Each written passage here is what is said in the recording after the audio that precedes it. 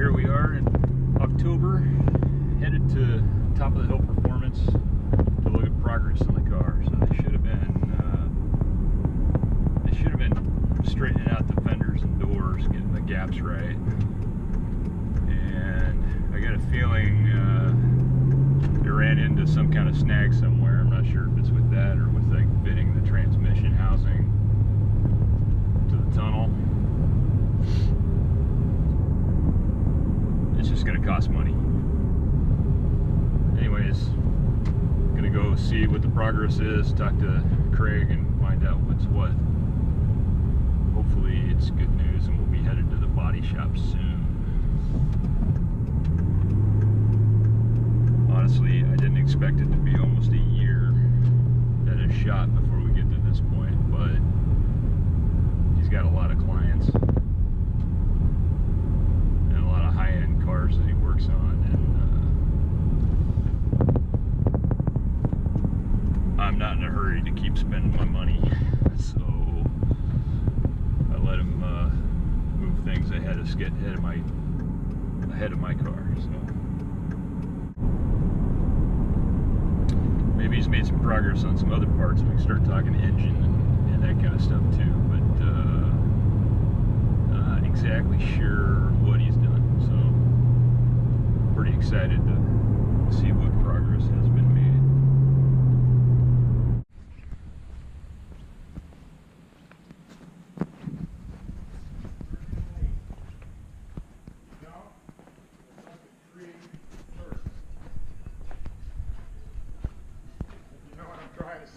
Howdy. Hey, how are you? Good, how are you? Exhausted, crazy, all that good stuff. Hey, Mr. Chris? Yes. That guy that I said was going to be here yesterday that I was mistaken on because I misread the email, he's here now. How's it going? Good to see you, man. Not bad. Yeah, how's it going? All right, how you doing, Chris? Good. Show you what we're got to on this thing.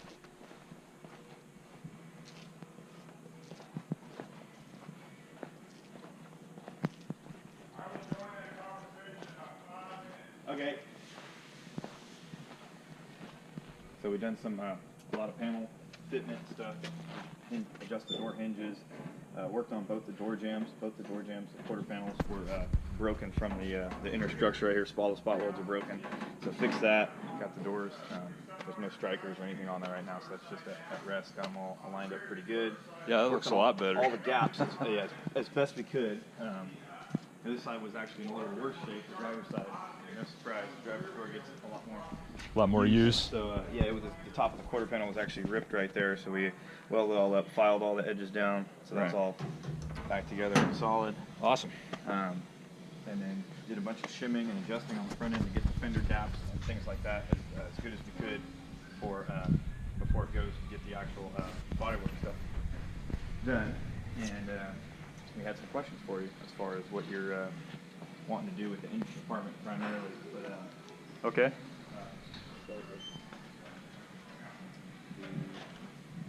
So one thing, is what are your thoughts on the antenna? Do you want to leave a stock antenna in the stock location, or do you want to do away with it?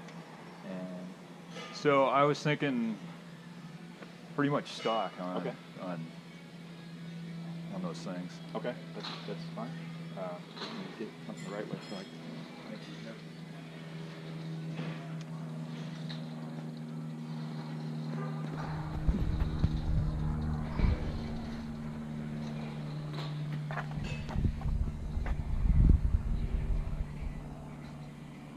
I missed the car. It's been a while. come by and visit anytime. Okay, yeah, so that's fine. We'll leave the antenna hole in the stock location. As far as the engine compartment goes,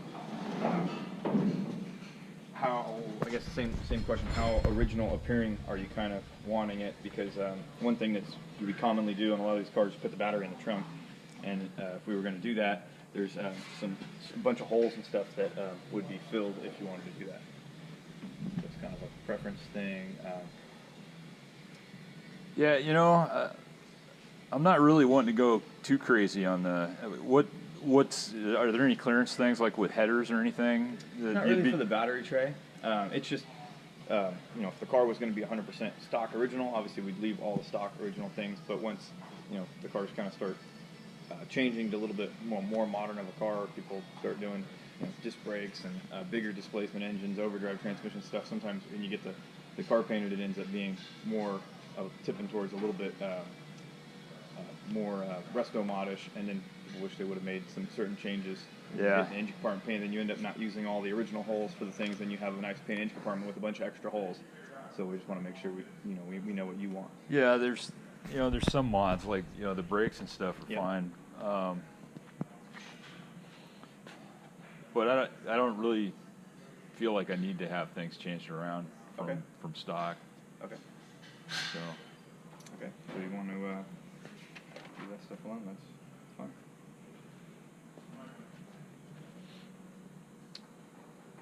I went to the car show in Livermore hoping I'd get inspired by some of the wheel. Were you? Yeah. By some of the wheel combinations, and the more I looked, nothing was standing out at me. I like the wheels that I have, but I'm not sure if they're going to work with the brakes. We have to look at that, but probably because we were talking about putting a bigger brake on it, potentially maybe not. But and I think the rear there was an offset problem. They were too far out, I think, which is why the back of the car was up so high, maybe, or. Yeah, it looked like there was some room. Like they're going to shave the rear end a little. Yeah, like they could go in a little. Right? Yeah.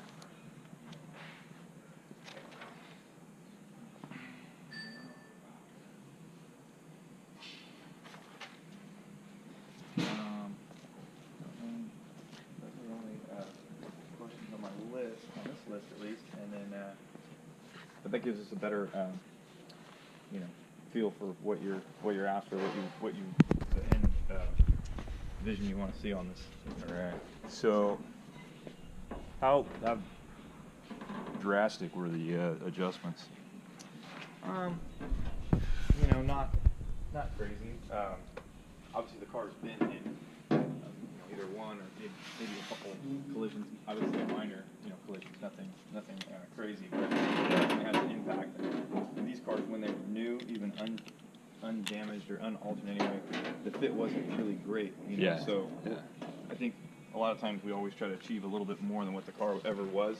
So we just try to. But now's the time to do it, because you don't want to have the regrets when the car comes back painted and say, oh, we could have spent another couple hours on this and made the car that much fit that much better. So. Right. Now this looks a lot better. So you have to do much work out here. We're gonna have the painter come by and look at the car and kind of give it. This area is not that it couldn't be metal worked more, but it's a pretty difficult area to get to because you can't really get to the back side of it. It's like a pocket right there. Yeah. So it's one of those things where it's going to be his judgment call whether it's workable as it is. There's stud guns they have out now where you weld a little spike on there and then use a slide hammer, so you could probably get a lot of this a lot better than what someone else had done in the past, and then just use filler from there. But there's only a couple areas that need that kind of attention, and the fronts of the fenders are a couple of those areas. Right. So, but yeah, we're going to let him tell us what more he wants done and what areas before we send it off to him, and we have to work around his schedule when he's available to take it. It is a pretty big car. Do you have any more, does not really affect what we're doing, just out of my curiosity, any more thoughts on the color of it? So I'm still leaning towards that the charcoal gray you showed me. Okay. On one of those Ferraris over there. Okay. He had a 60s Ferrari that he'd painted this really fine charcoal black metallic. Okay, I remember you saying that. I don't think I ever saw the car, but I'm sure we could come up with the color if you don't have it already. So, and then I've got the RT emblem, so it's going to be a faker. Yeah. And I want to do the bumblebee stripe. Okay.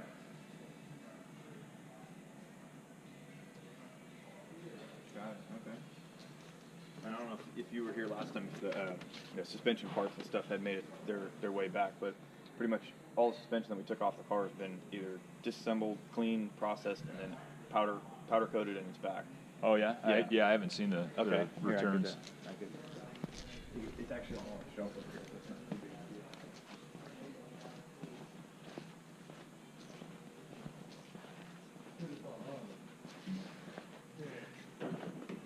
deal.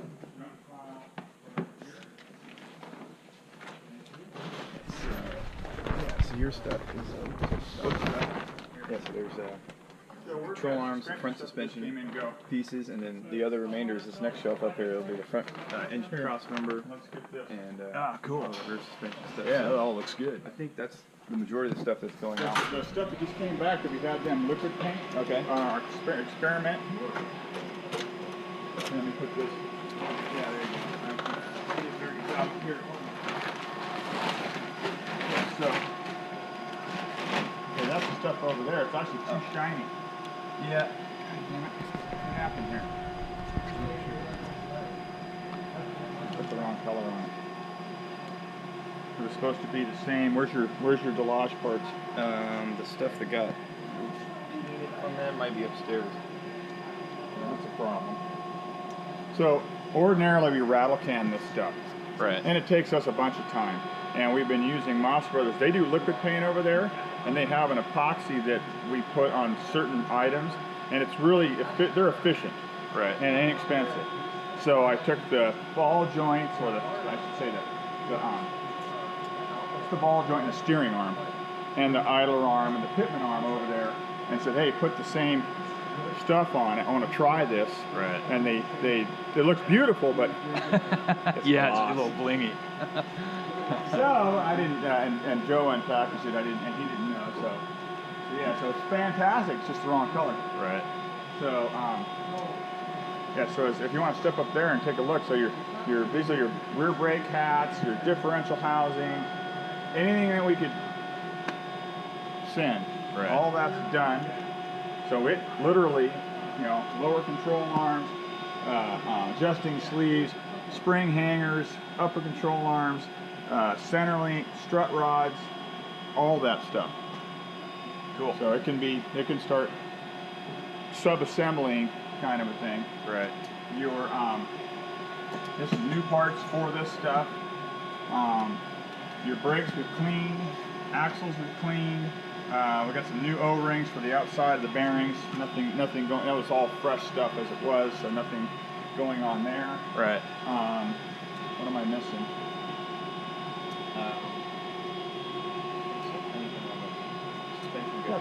Yeah, the pumpkin, we cleaned it, so it could, the rear end literally could go back together.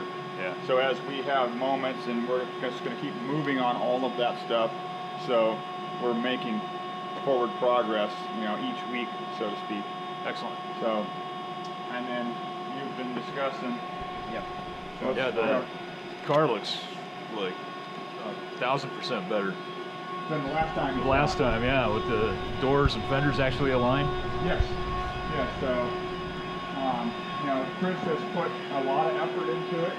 Careful effort. Trying not to overdo it. Yeah. But but he had to weld the sheet metal back together on both sides in this area, slot holes, and just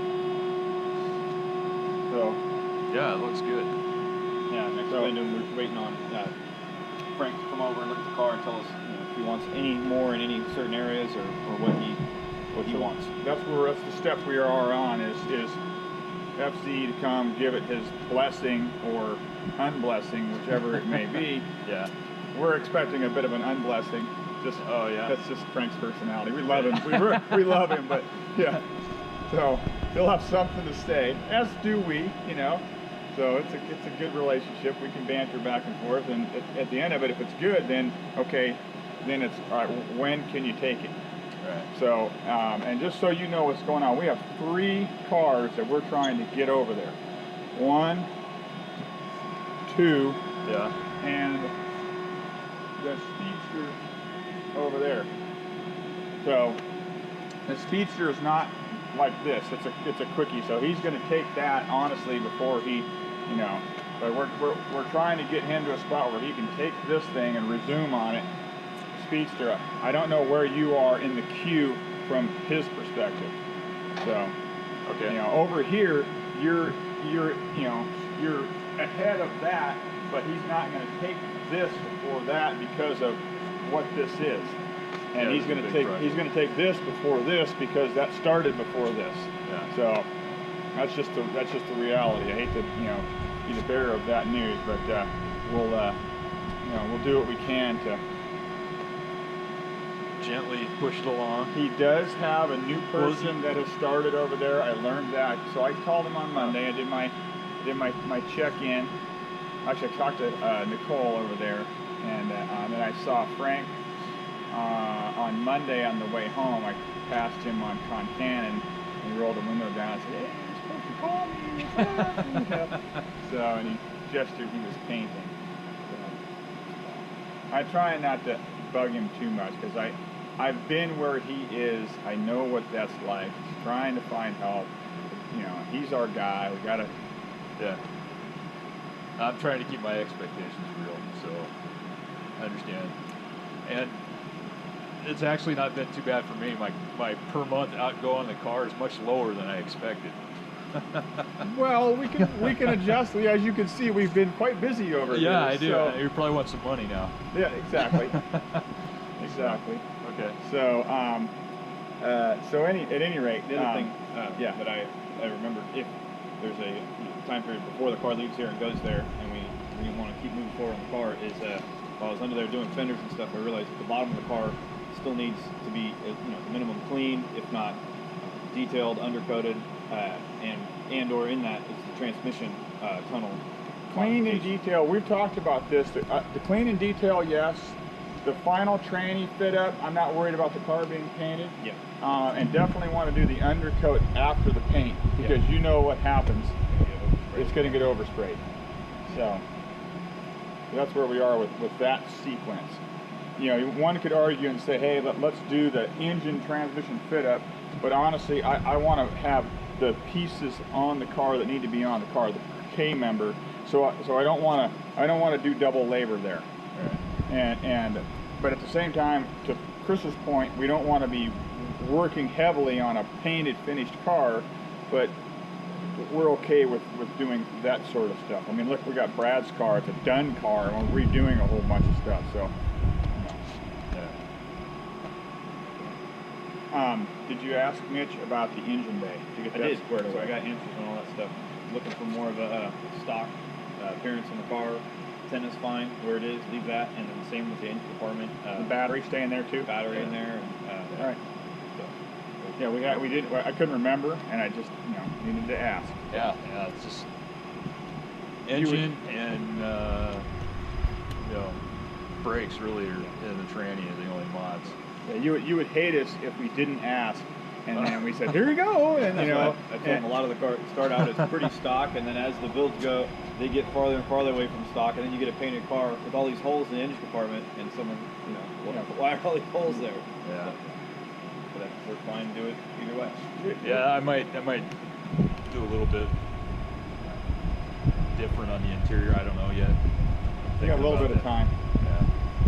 And you could discuss that with Tom Hatfield. He is the guy from Advanced Interior Restoration. Okay. And they do a phenomenal job. Their prices are very reasonable. Okay. Yeah. So we have funneled ourselves once we made that acquaintance and started using them. Here you go, Tom. Everything. Yeah. Everything. Nice. So yeah, they'll even do certain things here. All right.